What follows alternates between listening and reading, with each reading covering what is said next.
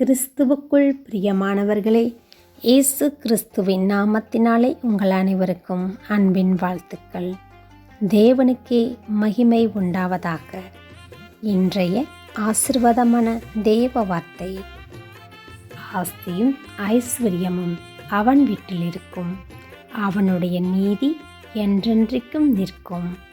சங்கீதம் 112 3 வசனம். இந்த வசனத்தின்படி தேவனை கர்த்தர் உங்களை ஆசீர்வதிப்பாராக.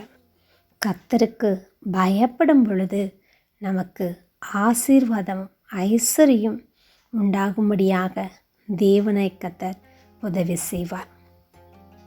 அவருடைய ஆசி, அவருடைய ஐஸ்வர்யம் நம்முடைய வீட்டில் நிலைத்திருக்க வேண்டும் என்று சொன்னால் அவருடைய கட்டளைகளை கை கொள்ள வேண்டும். அவருடைய கட்டளைகளை கை கொண்டு நடக்கும் பொழுது தேவன் நம்மை பிரியம் வைத்து சகல ஆசீர்வாதங்களையும், இந்த பூமிக்குரிய சகல மேன்மைகளையும் தேவனை கர்த்தர் நமக்கு தருகிற தேவனாயிருக்கிறார்.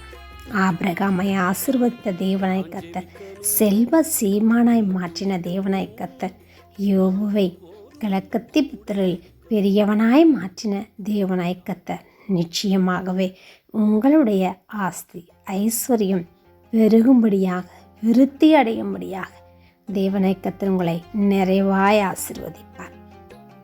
சகல ஆசீர்வாதமும் தேவனிடத்தில் உண்டு. அவருக்கு பயந்து அவருக்கு பிரியமாய் வாழ்ந்து சகல ஆசீர்வாதங்களையும் பெற்று அவருடைய பிள்ளைகளாய் அவருக்கு மகிமையாய் ஜீவிக்க தேவன் தாமே உங்களை தினமும் ஆசீர்வதித்து நடத்துவார். அவருக்கு பயப்படுகிற பிள்ளைகளுக்கு ஒரு நன்மையும் குறைவுபடாதபடி சகல ஆசீர்வாதத்தினாலும் நிரப்புகிற தேவனாயிருக்கிறார். தேவன் உங்களை ஆசீர்வதிப்பார்.